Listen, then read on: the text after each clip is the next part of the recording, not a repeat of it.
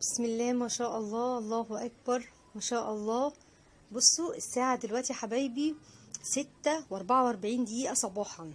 النهاردة 4 يونيو، 4/6.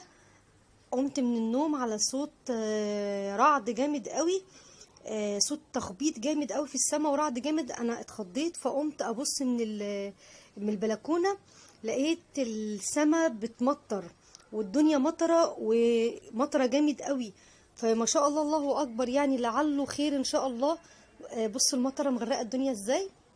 فبإذن الله يا رب يا رب يرفع عنا الغمة ويزيح عنا البلاء يا رب، ويرضى عنا ويرضى عن عباده جميعا في الأرض يا رب. يعني إن شاء الله بإذن الله تكون ديت بشرة خير يا رب إن شاء الله، وربنا يطهر الأرض ويطهر نفوسنا. بجد المنظر جميل جدا، منظر السماء حلو قوي. بصوا بدأت الغمامة، السماء تغيم كده والغمامة السحابة تغيم بقى. هتروح مكان تاني تقريبا تمطر. فما شاء الله بجد المنظر كان جميل جدا الصبح، منظر رهيب ما شاء الله. يعني اللي كان صاحي الصبح فعلا يتأكد ويشوف المنظر الجميل ده، وكان فعلا منظر حلو قوي ما شاء الله جميل. انا بجد يعني صاحيه الصبح فعلا حسيت ان انا مبسوطه.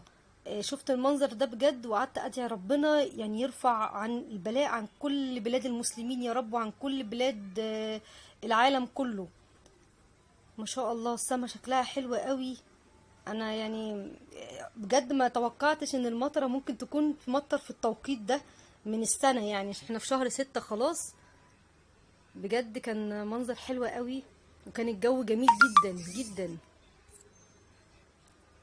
ما شاء الله. حبيت اصور اللحظه ديت واشارككم اللحظه دي معايا، وتشوفوا الجمال دوت. يعني يا ريت كنتوا صاحيين بجد، الناس اللي كانت صاحيه وشافت شكل السما كده حلوة قوي.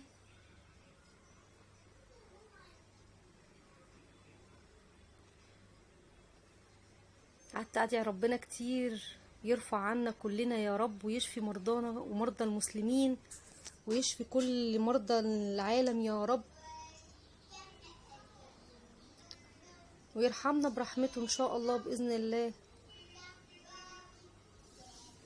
اللهم صيبا نافعا، اللهم صيبا نافعا، اللهم صيبا نافعا. حاسه ان الشجر اتغسل والارض. بص منظر الشجر جميل ازاي، منظر الشجر حلو جدا بعد ما المطره غسلته. انا كنت نفسي اصور لكم الطيور والعصافير اللي واقفه على الشجر، بجد كانت حلوه قوي بس ما عرفتش اصورها. وكان في هدهد واقف، كان شكله حلو قوي. كان بقالي كتير جدا ما شفتش هدهد، جميل جدا. تبارك الخلاق.